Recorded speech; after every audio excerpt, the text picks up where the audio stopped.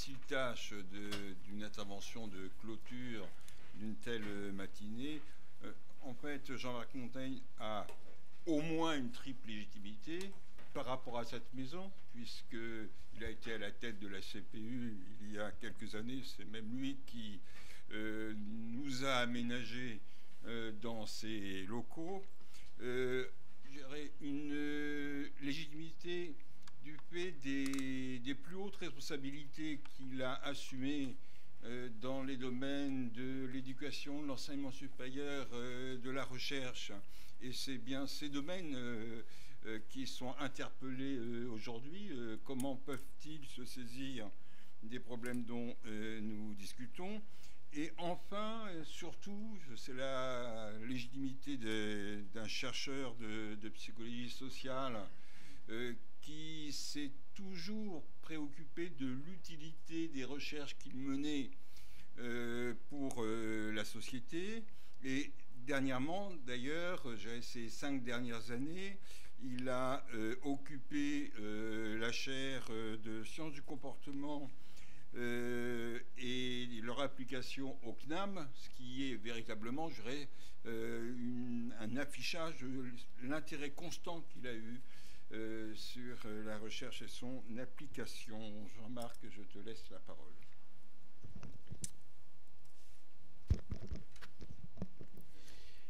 Oui, ça marche. Merci. Alors, moi, je ne vais pas me livrer à l'exercice qui consiste à faire l'intégrale de ce qu'on a attendu. Je ne vois pas d'ailleurs quelle légitimité j'aurais à le faire. Je vais simplement essayer de faire valoir un point de vue qui est susceptible, évidemment, de recouper un certain nombre de choses qui ont été dites. Alors d'abord, je voudrais ajouter à ce qui a été dit et confirmer ce qui a été dit. Je crois que le terroriste, pour employer un terme qui n'a pas été nécessairement employé, on a parlé du terrorisme, et pour qu'il y ait du terrorisme, il faut qu'il y ait des terroristes. Le terroriste, quelle que soit son appartenance, c'est pas le produit passif de ses déterminants biologiques et sociaux. C'est un acteur. Et vous avez raison de dire, en tout cas ceux qui l'ont dit, qu'il ne s'agit pas de naturaliser les choses et pas faire du psychologisme. C'est un acteur et que son comportement, c'est le résultat de la perception qu'il a de son environnement et de la façon dont il l'organise. Cet élément-là est évidemment extrêmement important, mais c'est vrai pour chacun d'entre nous. Notre comportement est étroitement lié à la perception que nous avons de notre environnement et de la façon dont on l'organise. Qu'est-ce qu'un comportement? En un mot, on peut donner une définition du comportement, une définition opérationnelle. Le comportement, c'est la réponse d'un organisme biologique à une sollicitation qui vient de lui-même ou de son environnement. À partir de là, on tient un objet opérationnel qui est traitable, étudiable, expérimentalement. Alors, les caractéristiques personnologiques entre guillemets, du terroriste, évidemment, ne doivent pas être négligées, mais ne sont pas les caractéristiques personnologiques qui sont déterminantes de son comportement. Ce sont probablement, et je vais essayer de le montrer, les dynamiques psychosociales qui sont sous-jacentes et qui sont à l'œuvre, pas seulement chez le terroriste, mais chez chacun d'entre nous. Parce que, comme quelqu'un l'a dit, le terroriste je crois que c'est la ministre qui a dit, il fait des choses monstrueuses, mais c'est un être humain. Donc nous partageons évidemment un ensemble de caractéristiques avec lui. Et du coup, on pourrait se demander si le passage à l'acte, et le passage à l'acte, il y a plusieurs niveaux de passage à l'acte. Le passage à l'acte qui conduit par exemple jusqu'à l'acte suicidaire. J'interviens et mon action, c'est la fin de ma vie. Ça, c'est une donnée qui est une donnée lourde. Comment peut-on l'expliquer? J'essaierai d'en dire un mot tout à l'heure. Mais je crois que ce qui est au cœur de toutes les dynamiques, c'était déjà ce que disait, avec évidemment d'autres conceptions, William James en 1891, qui indiquait déjà dans un livre pionnier qui était Les principes de psychologie, que la façon dont les gens se définissent eux-mêmes est centrale pour expliquer leur état mental, leurs sentiments et leur comportement.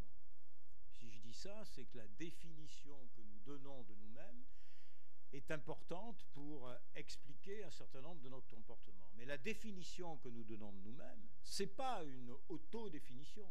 C'est une définition qui peut être hétérodéterminée par les environnements et les contextes dans lesquels nous sommes situés, et donc portée par un certain nombre de dynamiques sociales.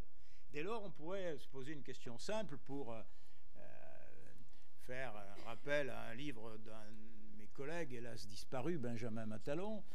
Peut-on décrire, peut-on expliquer, peut-on prévoir l'extrémisation, ce que certains appelaient la radicalisation, avec toute la difficulté qu'il y a à porter ce mot pour en faire un concept, mais on peut parler d'extrémisation.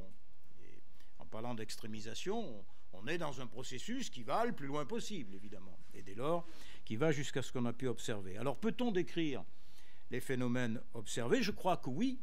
On commence d'ailleurs à les décrire, alors avec évidemment des éléments qui peuvent être partiels, avec un peu d'incomplétude, mais il y a une description possible du phénomène dans le sens où on est capable de repérer un certain nombre d'observables et de récurrences de ces observables qui nous permettent de donner une configuration possible à un phénomène pour essayer de le rendre traitable. Est-on capable de l'expliquer? C'est-à-dire de mettre en évidence un certain nombre de facteurs qui sont susceptibles de traduire totalement ou partiellement ce que nous observons à travers un certain nombre de références qui le rendent théorisable. Et puis, sommes-nous capables de le prévoir? C'est-à-dire que les déterminants et les facteurs de détermination que nous avons pu mettre en évidence sont-ils suffisants pour pouvoir faire des prédictions lorsqu'un certain nombre de configurations sont présentes, c'est-à-dire la part de variance qui explique le comportement est-elle suffisante pour en générer la prédiction?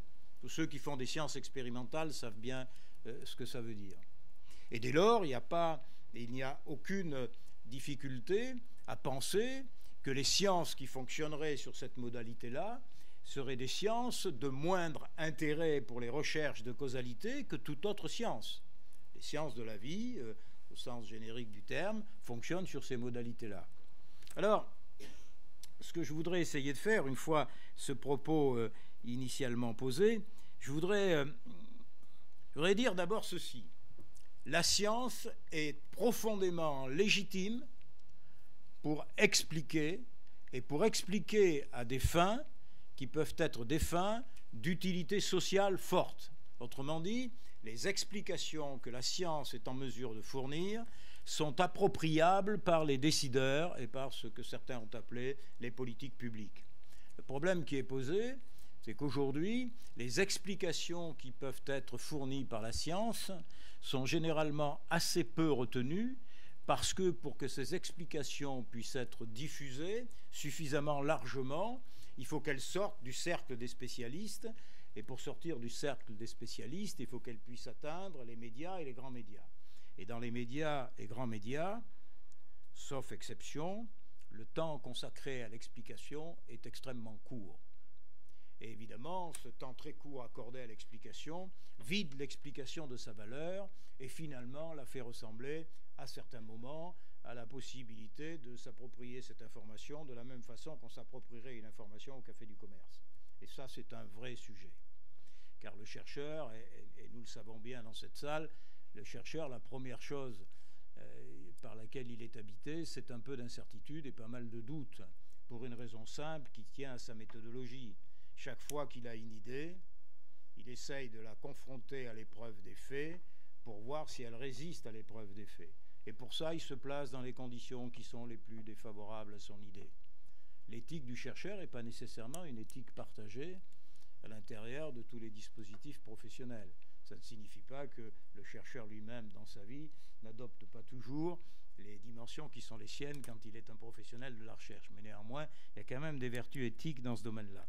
Donc c'est la raison pour laquelle je pense qu'il y a dans la science un certain nombre d'éléments qui sont susceptibles, non pas de répondre à cette question, mais de la rendre traitable, c'est-à-dire l'évolution des processus de radicalisation. Alors moi, je vais faire appel à un champ disciplinaire qui n'est pas un champ disciplinaire fermé, puisque c'est globalement le champ des sciences du comportement. Les sciences du comportement, c'est un carrefour entre la biologie, la psychologie, puis il y a une dimension la psychologie sociale. Moi, je suis de formation de psychologie sociale. Je suis un psychologue cognitiviste qui prend en compte les contextes et les environnements, et donc on fait une sorte de psychologie sociale de la cognition, c'est-à-dire comment, en effet, les contextes dans lesquels nous évoluons sont susceptibles de déterminer une partie de nos comportements, y compris de nos comportements qui sont de plus bas niveau, au sens cognitif du terme, et en même temps nos comportements de plus haut niveau qui vont jusqu'aux conduites sociales. Là, il y a un empan extrêmement important. Alors, je voudrais vous livrer, simplement à votre réflexion, un certain nombre de concepts et de processus qui ont fait l'objet d'études depuis très longtemps, d'études très approfondies, d'études expérimentalement validées, et qui, aujourd'hui, sont utilisées de manière permanente par les chercheurs. Alors, il y en a quelques-uns qui sont assez simples, et vous allez voir, je vais essayer de m'attacher à les relier à notre problème. Le premier élément auquel je ferai appel, c'est celui de la comparaison sociale. Pourquoi la comparaison sociale? Les individus humains sont placés dans des situations qui les conduisent de manière nécessaire à se comparer à autrui. Nous sommes en situation de comparaison forcée ou de comparaison libre de manière permanente. Cette comparaison prend des formes multiples. Je suis plus grand, je suis plus petit, je suis un homme, je suis une femme, je suis plus riche, je suis moins riche, je suis... Bon, vous pouvez développer le dispositif. Le problème de la comparaison est attaché à une deuxième dimension, c'est que cette comparaison est un des éléments de construction de l'estime de soi. Très difficile de vivre sans estime de soi, au-delà de ce que certains autres appelleraient des blessures narcissiques que ça peut entraîner. L'absence d'estime de soi génère du désengagement social. Et j'y reviendrai tout à l'heure. Donc cette comparaison est absolument nécessaire à l'estime de soi. Et comment agit-elle? Elle agit tout simplement par le fait que lorsque je suis capable de me comparer à autrui, à un autrui ou à des autrui de manière favorable, je suis dans une situation où je peux construire une estime de soi positive. Autrement dit, dans le champ de comparaison qui m'est offert, si je trouve une dimension sur laquelle je peux me comparer, j'ai la possibilité de construire une estime de soi positive, à condition que cette dimension de comparaison présente un caractère de valorisation sociale suffisant. Autrement dit, que dans le champ social des valeurs dominantes, cette dimension de comparaison soit une dimension qui me permette en effet de construire une estime de soi, parce que c'est une dimension valorisée. Ce qui veut dire que quand on est dans des univers qui sont les moins multidimensionnels possibles, il y a des risques de perte et de destruction de l'estime de soi extrêmement forts, parce que si vous avez très peu de dimensions sur lesquelles vous comparez, il suffit que vous soyez sur des dimensions sur lesquelles la comparaison vous est défavorable, et si vous n'avez pas de possibilité de construire sur une autre dimension une comparaison favorable, vous êtes dans une situation de dénuement cognitif total.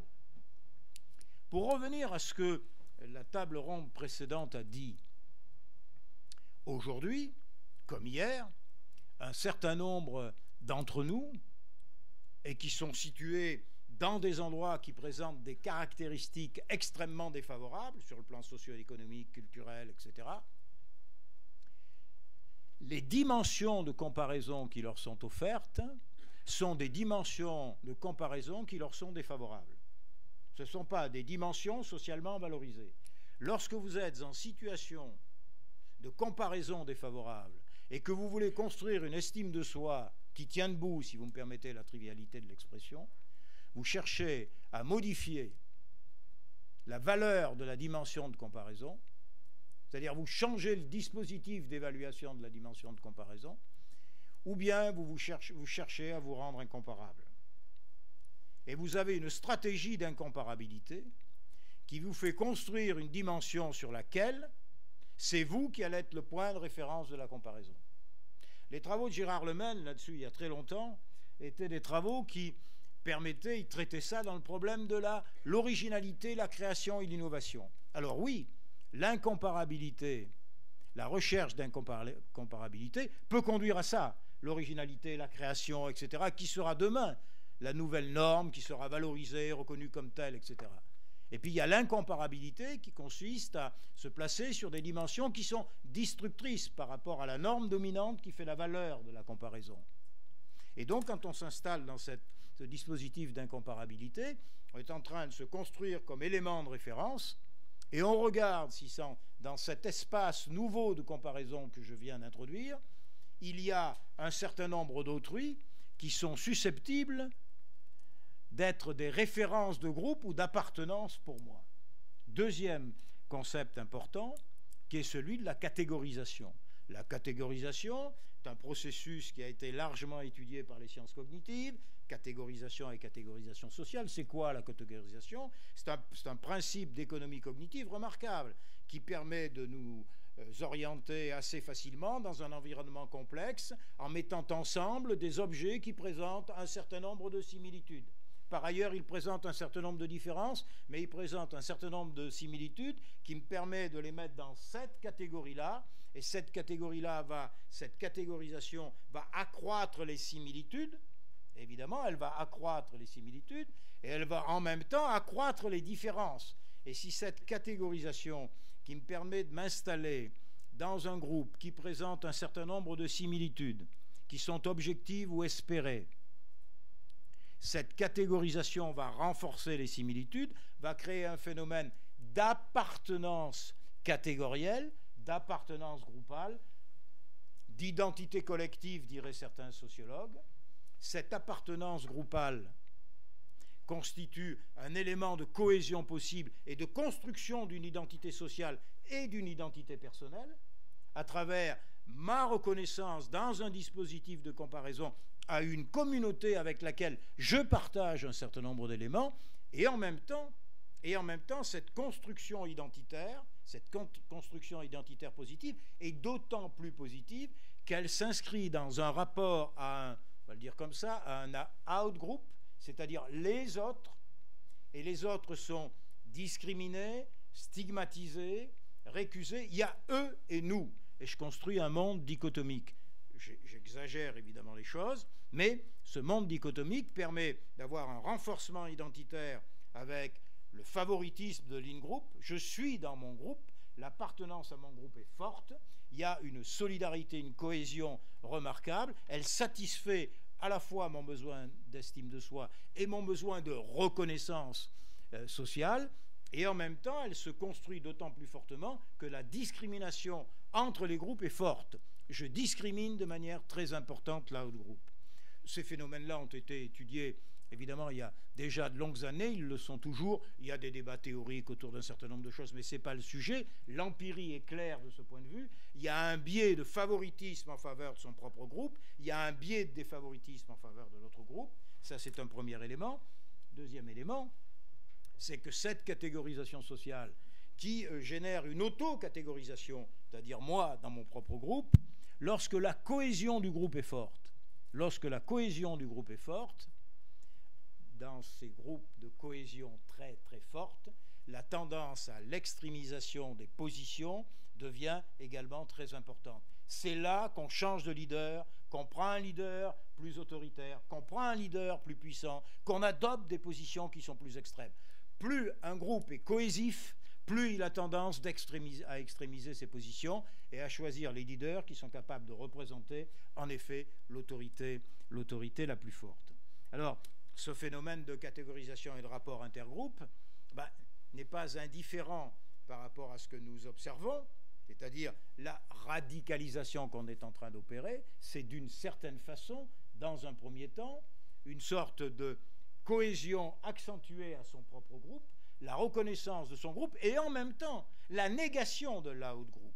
Et la négation de l'out-group en accordant à l'out-group tous les éléments négatifs que je suis capable de projeter sur, entre guillemets, l'ennemi qui est, si j'ose dire, en place. Ça, c'est un élément extrêmement important. La comparaison, l'incomparabilité, la construction d'une identité sociale à vocation d'identité collective, ça veut dire que mon appartenance de groupe peut être élargie à une communauté. L'élargissement à cette communauté, c'est l'élargissement éventuellement à la communauté djihadiste. C'est une communauté, c'est une référence, évidemment, c'est une référence de groupe. Si vous ajoutez à cela qu'une fois que la cohésion est obtenue, c'est-à-dire une fois que votre identité sociale et votre identité collective est assurée, votre identité personnelle, et ce que nous savons dans les travaux qui sont effectués dans ce domaine-là, c'est que lorsqu'un groupe est très cohésif et que l'identité est assurée dans le rapport son groupe à l'autre groupe, il faut assurer une identité personnelle dans la différence soi-autrui. Il faut qu'il y ait une différence interpersonnelle. C'est d'ailleurs la raison pour laquelle parfois, lorsque les groupes sont hyper cohésifs, ils peuvent commencer à s'autodétruire. Ça dépend du leader qui est en position de dominer le dispositif. Mais en même temps, et c'est ça qui est important et qui peut expliquer un certain nombre de trajectoires individuelles sur la base de cette dimension collective et de cette socialisation forte, ce besoin d'identité personnelle peut se traduire par ce que un de nos collègues avait appelé dans les années 80 la surconformité de soi. Primus inter pares, l'effet pipe. Autrement dit, j'ai besoin d'être similaire aux autres, c'est ce qui fait mon identité sociale, mais j'ai en même temps besoin d'être différent, et pour être différent, je vais être plus normatif que la norme. La surconformité de soi. Sur cette base, pour servir l'identité de mon groupe, et donc pour servir ma propre identité personnelle, je vais aller encore plus loin que l'exigence du groupe. Et je vais pouvoir marquer ma différence en ayant une extrémisation de mes positions et de mes comportements qui sont susceptibles de satisfaire en même temps qu'une identité sociale très forte, une identité personnelle parfaitement assumée. Et là, vous avez les prémices d'un possible passage à l'acte suicidaire pour en effet correspondre à la dynamique psychosociale qui s'est installée à l'intérieur des groupes. Si je résume, je suis dans un champ de comparaison. Dans ce champ de comparaison, cette comparaison ne peut pas satisfaire mon estime de soi. Dès lors, j'installe un espace d'incomparabilité, où la référence, le point de référence de la comparaison est moi. Et je regarde si ce point de référence de la comparaison est susceptible d'être reconnu par ailleurs, et je construis une identité catégorielle qui est soit réelle, soit représentée, soit réelle, soit représentée. Et là, dans un dispositif de cohésion et d'adhésion massive à ce groupe que je viens de constituer, génère naturellement de manière quasi mécanique, une représentation de l'autre groupe qui est une représentation extrêmement négative. Pour créer une représentation négative d'un out-group, c'est très facile. Les petites expériences de labo que nous faisons font ça très bien. Vous dites à un groupe de gens qui sont là, deux groupes de gens qui sont là, que certains, en fonction des travaux qu'ils ont faits les uns et les autres ensemble, certains vont être récompensés et qu'ils vont, pour penser à l'expérience qui a été conduite, recevoir des transistors et les autres rien. Mais par le hasard. Ce n'est pas leur mérite qui va en décider, on va jeter une pièce. C'est donc le hasard qui décide le groupe qui sera récompensé.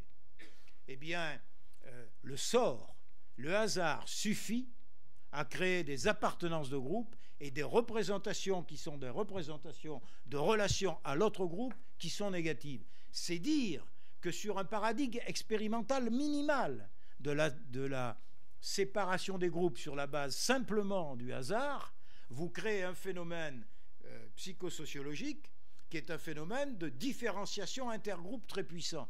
Vous imaginez ce que veut dire la différenciation intergroupe quand ce n'est pas le hasard qui le construit. Et quand on sait que la catégorisation est d'autant plus forte et les objets sont assignés à une catégorie de manière d'autant plus forte qu'ils sont porteurs de valeurs ou d'idéologie. On est là dans une situation où on voit bien les mécanismes psychosociaux qui sont susceptibles d'être à l'œuvre.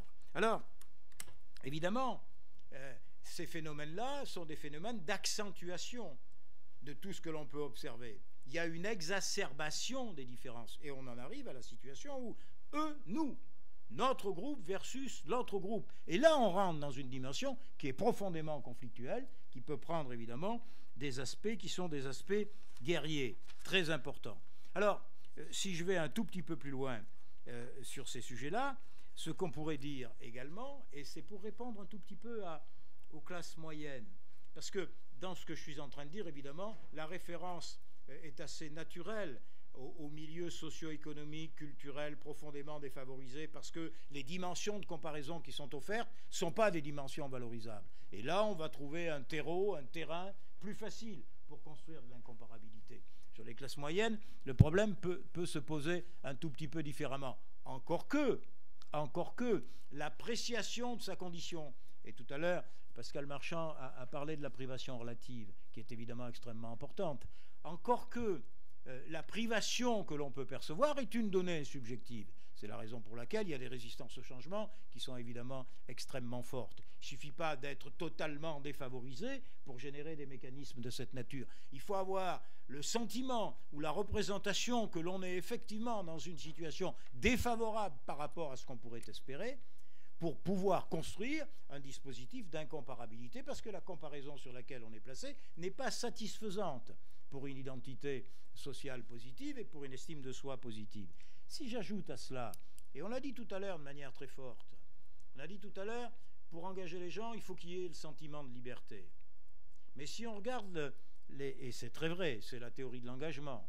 C'est la théorie de l'engagement qui fait qu'on vous extorque un comportement peu coûteux, on vous demande l'heure. Vous répondez oui. Après, on peut vous demander de nous amener en voiture un peu plus loin. La probabilité que vous répondiez oui est plus élevée que si vous avez répondu non à la demande de l'heure qui vous a été formulée. Bref, il y a une théorie de l'engrenage. Mais pour un certain nombre de gens qui sont dans une instabilité socio-psychologique, être engagé sur la base de quelque chose qui n'est pas extrêmement important, mais auquel ils ont adhéré spontanément, et finalement avec une certaine dissonance cognitive. Il y a un moment où on est en situation de balance. On a l'impression ici qu'on est en bascule immédiate. C'est un switch immédiat. Je passe de non radical à radical. Non. Il y a forcément une maturation qui opère. Vous pouvez avoir une logique de l'engagement et une logique de l'engrenage qui soit préparatoire à ça. On vous extorque, entre guillemets, un oui, un accord sur une conduite. Vous n'êtes pas totalement en accord avec la conduite que vous avez adoptée. Le pied dans la porte, vous êtes rentré, on vous a vendu un aspirateur, vous n'en aviez pas vraiment besoin, quoi. Quand vous êtes dans cette situation-là, de dissonance cognitive, comment vous rétablissez la consonance ? C'est extrêmement difficile, on est en situation de déséquilibre cognitif. Lorsqu'on vous a extorqué un oui pour une conduite qui est engageante, mais qui n'était pas déterminante, mais avec laquelle vous n'êtes pas totalement en accord, la seule façon de rationaliser cela, c'est quoi ? C'est de la rationalité par la conduite. Autrement dit, la conduite obtenue, vous allez la rationaliser par une conduite encore plus engageante que celle qu'on vous a extorquée. Et de conduites engageantes en conduite engageante, vous êtes rentré dans un dispositif d'engrenage. Autrement dit, vous faites une rationalisation cognitive en acte. C'est l'acte qui fonctionne comme une rationalisation pour rétablir une certaine forme de consonance cognitive. Dans l'extrémisation individuelle d'un comportement, étant entendu que cette extrémisation individuelle est rapportée à une identité sociale, elle peut aussi être construite sur ces bases d'une dynamique d'engrenage qui est liée à l'extorsion d'un premier comportement, qui met l'individu dans une sorte de dissonance cognitive. Pour rétablir cette dissonance cognitive, il s'engage dans un comportement encore plus engageant, si j'ose dire. Autrement dit, l'engagement, si vous me permettez cette espèce de truisme, l'engagement nous engage. Et le réengagement nous réengage.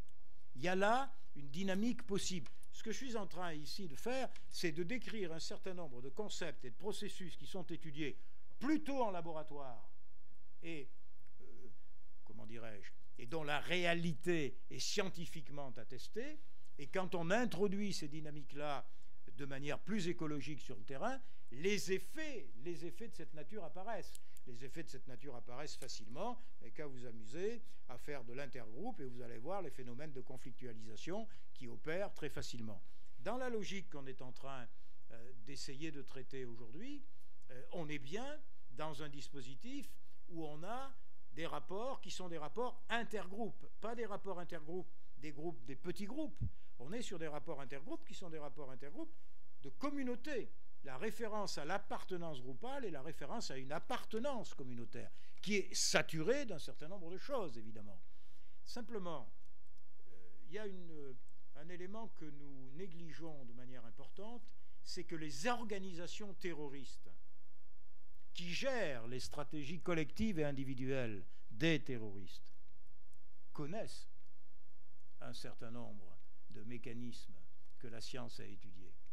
Et il n'y a aucun doute aujourd'hui que les organisations terroristes ont lu et connaissent la réalité scientifique, et que la dimension manipulatrice des comportements par l'arrangement des contextes fait évidemment partie de leur stratégie.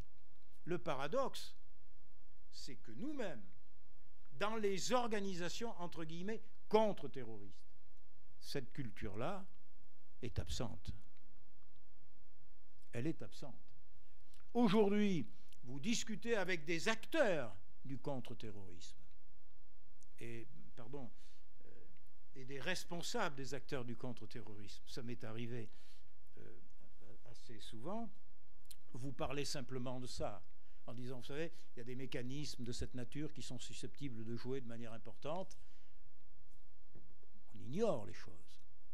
On les ignore, et en même temps, quand on en parle, on dit oui, mais ça quand même, c'est des choses de chercheurs. Ça ne correspond pas à la réalité que l'on peut observer. Évidemment, si l'observation de la réalité, c'est une observation impressionniste, on ne peut pas avoir ce type de choses. Donc, ce que je crois profondément, c'est que l'apport de la science, au sens général du terme, c'est évidemment un apport pluridisciplinaire, c'est-à-dire regarder un objet à partir de points de vue différents pour l'enrichir. La partie interdisciplinaire est plus compliquée, parce que l'interdisciplinarité, c'est la conséquence d'une pluridisciplinarité qui a trouvé un objet. Voilà, bon, ça est quelque chose de plus compliqué à construire. Hein. On a vu de l'interdisciplinarité générer aujourd'hui, la biologie informatique, c'est une discipline. Elle est née de la pluridisciplinarité. Mais enfin, c'est compliqué. Moi, je suis plus un adepte de la pluridisciplinarité. Regarder un objet de points de vue différents pour essayer, en effet, de pouvoir le décrire, de créer les conditions éventuelles de son étude pour l'expliquer, et éventuellement de créer les conditions d'une possible prédiction. Alors, si je veux faire une contribution un peu positive, il faudrait se demander deux ou trois choses, mais juste avant, je pose 4 petites questions, mais très rapides. Ce phénomène de catégorisation sociale, d'autocatégorisation, d'identité collective, ça pose le problème de leurs effets psychosociaux ou de leurs effets comportementaux. Il y a un premier effet de l'autocatégorisation et de la catégorisation sociale, c'est l'effet de dépersonnalisation. Les terroristes se perçoivent comme interchangeables dans leur groupe. Dans un fort dispositif de cohésion sociale, il y a de l'interchangeabilité parce qu'ils donnent la préférence au groupe le plus large contre eux-mêmes. Jusqu'au moment où la contribution à leur groupe et cette valeur qu'ils accordent au groupe qui est supérieure à eux-mêmes et qui est associée au désir de contribuer plus que les autres, être plus semblable aux autres, et plus différent des autres, c'est-à-dire être en même temps semblable et différent. Pour être semblable et différent, je vais plus loin que la norme. La dépersonnalisation, paradoxalement, conduit à une personnalisation à travers un processus qui s'appelle la surconformité de soi, pour être encore plus conforme que la norme. Dans des univers beaucoup plus souples, beaucoup plus simples et beaucoup plus ludiques, dans le monde militaire, ça s'appellerait le faillotage. Dans le terrorisme, ce n'est pas tout à fait évidemment la même chose. Le deuxième élément de ces effets, c'est la cohésion sociale. La catégorisation sociale évidemment conduit à la cohésion sociale, puisque la cohésion sociale est le garantie d'une identité sociale forte et d'une reconnaissance par l'out group, c'est-à-dire les autres. Et cette cohésion sociale, elle a évidemment pour effet, je le disais tout à l'heure, d'extrémiser les leaders et les positions du leader. Donc, il faut avoir ça présent à l'esprit. Lorsque j'ai un groupe très cohésif, qu'est-ce que je fais pour éviter une extrémisation des positions? Ça, c'est une question. Et je peux poser cette question parce que la science dit qu'en effet, c'est comme ça que ça se passe. Troisième point, l'influence de l'intragroupe est importante. L'influence de l'intragroupe, c'est-à-dire l'influence du groupe auquel j'appartiens, est importante parce que c'est une soumission au leader et aux normes du groupe. C'est une soumission au leader et aux normes du groupe. Et souvenez-vous d'un certain nombre d'expériences qui peuvent renvoyer à ces effets de catégorisation. Tout le monde connaît l'expérience de Stanley Milgram sur la soumission à l'autorité. Ce n'est pas la soumission à l'autorité, c'est la soumission à la catégorie du scientifique qui représente l'autorité. Et les sujets qui sont nous-mêmes, commencent à se poser des questions quand, pour envoyer la décharge électrique, ils sont obligés de toucher la main du compère. Et qu'est-ce qui fait qu'ils ont une petite réserve à ce moment-là? C'est le regard de celui qu'ils sont en train d'agresser. Mais c'est un phénomène de catégorisation et de soumission à l'autorité, puisque ça ne marche pas quand vous levez la boule blanche du responsable de laboratoire. Quatrième point, évidemment, ce phénomène de catégorisation fait que le monde est divisé en deux. Il y a eux et nous. Et eux, c'est le préjugé, le stéréotype. Et là, on est évidemment dans une logique de rejet de manière extrêmement permanente. Si on ajoute à ça des éléments de propagande qui sont susceptibles d'intervenir, évidemment, eux, ce sont les destructeurs, ce sont ceux qui vont nous tuer, ce sont ceux qui vont nous faire disparaître. Et si je dis ça, ce n'est pas un hasard, c'est que lorsque on rend probable la mort de soi, dans cette dynamique-là, cette mort de soi génère le désir de sa propre mort. Le paradoxe, il est là, c'est un paradoxe puissant, c'est l'imminence d'une mort possible rend sa propre mort souhaitable. C'est une forme non pas de conjuration de la mort, c'est une forme de sublimation de la mort au nom de la contribution qu'on fait à son groupe d'appartenance. Et derrière, il y a la culture du martyr. Il y a la culture du martyr. Et cette culture du martyr est une façon de transcender, en effet, les comportements individuels qui pourraient être naturellement perçus comme étant destructeurs et retenir, si j'ose dire, le déclenchement de la ceinture qui est bourrée d'explosifs. Et donc, est très important. Or, les organisations, et c'est ça qu'il faut dire, les organisations terroristes travaillent sur ces bases-là. Elles travaillent sur ces bases-là. Quand on regarde les modalités qui sont utilisées dans le message, les ambiguïtés sémantiques qui peuvent exister à certains moments, l'absence d'ambiguïté sémantique qui existe à un autre moment. Quand je parle d'ambiguïté sémantique, ça veut dire qu'à un moment donné, vous développez un certain nombre d'argumentations et vous laissez cette argumentation libre à la sortie, mais quand vous vous adressez à des gens qui sont de niveau élevé, il vaut mieux laisser l'interprétation libre parce qu'en effet, ils vont naturellement aller vers la proposition. Et quand vous êtes des gens très faibles, il ne faut pas avoir un message ambigu, il faut avoir un message unilatéral et pas du tout bilatéral. Quand vous regardez les effets de propagande à quelque niveau qu'ils soient, ceux qui font propagande connaissent ces simples petites dynamiques. Le bilatéralisme d'une proposition doit être réservé à ceux qui ont un niveau de culture relativement élevé et l'unilatéralisme aux autres. Mais tout le monde sait ça. Or, dans la stratégie qui vise à essayer de prévenir le terrorisme, il serait quand même relativement important qu'on soit en mesure de connaître un certain nombre de mécanismes minimaux qui permettraient en effet, au moment où un certain nombre de choses sont susceptibles de se jouer, de pouvoir envisager, non pas un certain nombre de parades, mais un certain nombre d'organisations des environnements qui sont susceptibles de générer d'autres modalités de comportement. Tout à l'heure, ça a été dit par Pascal Marchand. Vous voyez bien que le monde binaire tel qu'il est défini là, une façon de lutter contre le monde binaire, c'est d'organiser des appartenances croisées. L'organisation des appartenances croisées suppose qu'il y ait une vraie mixité. Mixité culturelle, mixité sociale, mixité économique. Or, si vous n'avez pas cette appartenance multicatorielle. Pourquoi une appartenance multicatorielle? Parce que si vous avez évidemment des appartenances croisées, vous avez vos propres appartenances qui contiennent votre identité et la renforcent. Votre identité n'est pas mise en cause, mais avec les autres, vous avez une appartenance commune. Donc, vous respectez l'identité sociale d'un groupe, mais en même temps, vous vous retrouvez sur une appartenance commune. Là, nous sommes différents, et là, nous sommes ensemble. C'est une première stratégie possible. La deuxième stratégie possible, c'est le sort commun. C'est le sort commun. Le but supraordonné. Autrement dit, pour arriver à ça, les deux groupes conflictuels, pour arriver à quelque chose, les deux groupes conflictuels sont obligés d'être ensemble sur une dimension. Je ne vais pas aller plus loin, il y aurait 1000 stratégies autour de ça, tout le monde s'en va, il est 12h30, c'est trop tard. Voilà. Le terrorisme est aussi gastronomique. Hein.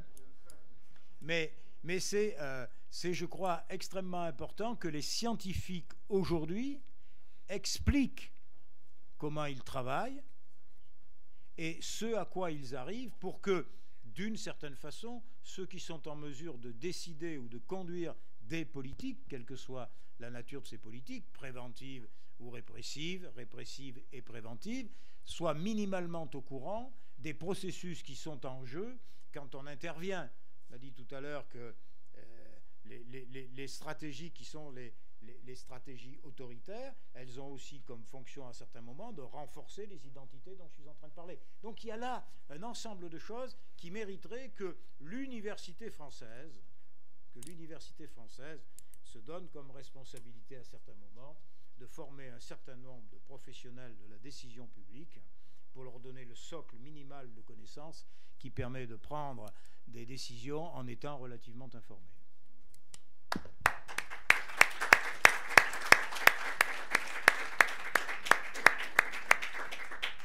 J'aurais mieux régulé le temps. Le président de la CPU, qui est présent dans la salle, se serait attaché à vous remercier au micro, en particulier ceux qui sont restés jusqu'à maintenant.